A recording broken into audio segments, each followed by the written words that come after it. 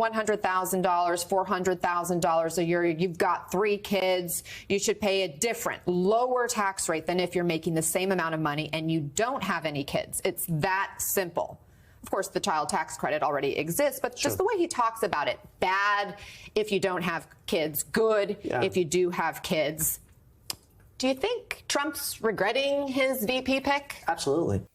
Hey everyone, so today it's being reported that behind the scenes Trump is panicking over his JD Vance pick and the weird things that he's been saying to piss off voters. MSNBC has a good clip, so let's take a listen and I'll give you my thoughts after. There's another comment that ABC News is reporting on about another 2021 remark Vance made where he argued for higher tax rates on childless Americans. He says, quote, "So you talk about tax policy, let's tax the things that are bad and not tax the things that are good. If you're making $100,000, $400,000 a year, you've got 3 kids, you should pay a different, lower tax rate than if you're making the same amount of money and you don't have any kids. It's that simple." Of course, the child tax credit already exists, but just the way he talks about it, bad if you don't have kids, good if you do have kids. Do you think Trump's regretting his VP pick? Absolutely. And this is why Trump took so long to make the decision in the first place. I think that he had a sneaking suspicion that JD Vance is awfully weird and has this instinct to consistently stand out.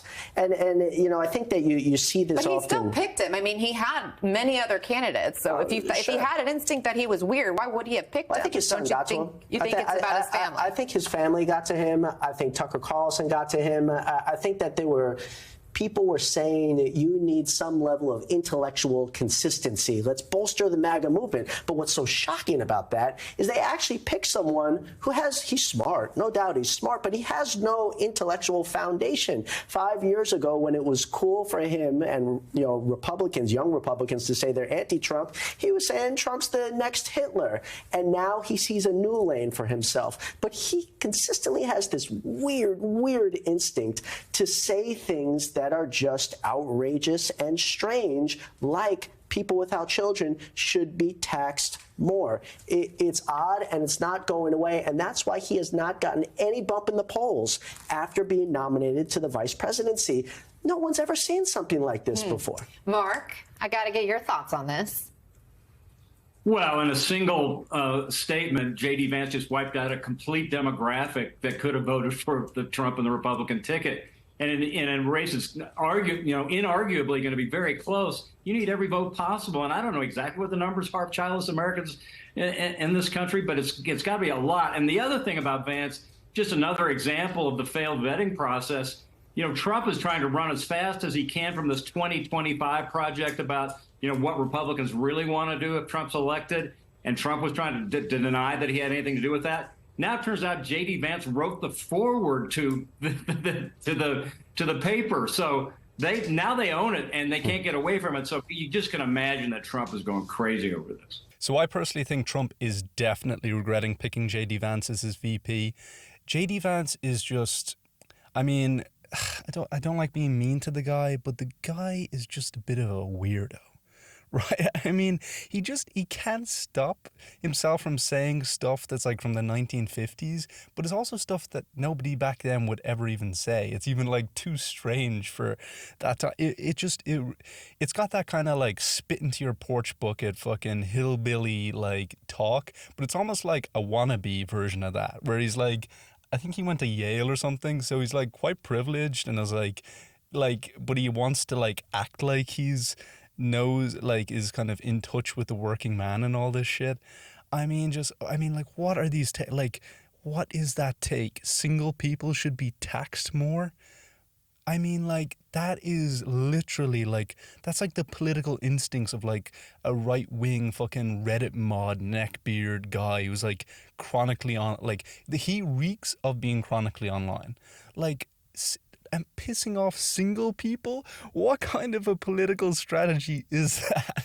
I mean, single people are what, fucking 30, 40% at least of the voting base? Maybe it's more, maybe it's 50%. I'm not sure. But just to take the fucking aim the aim the fucking crosshairs at single people because you read some comments on some fucking red-pilled video where, oh, the problem today is people are not getting married when they're 21 and are not staying together forever. Like, it's just...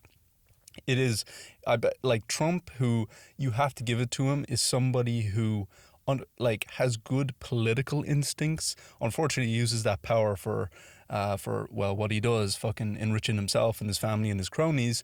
But he knows that this shit is literally the opposite.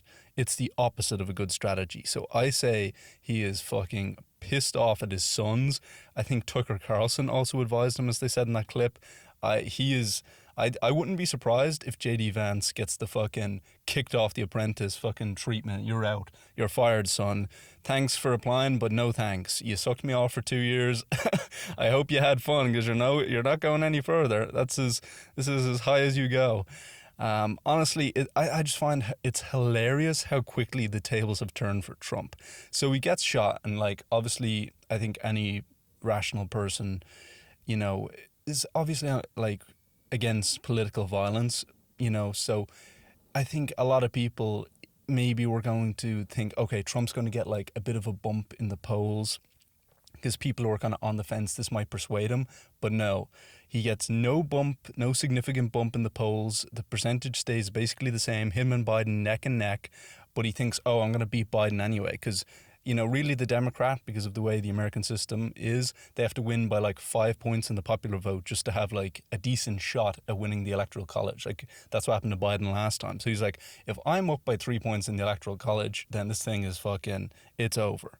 Right? So he's like, sure, whatever. I'll listen to my fucking idiot brain, some Dumb and Dumber, and I'll pick this Vance guy, who is a bit weird, but who cares? I'll get over 330 electoral college votes no matter what I do. I'm running against a corpse, right?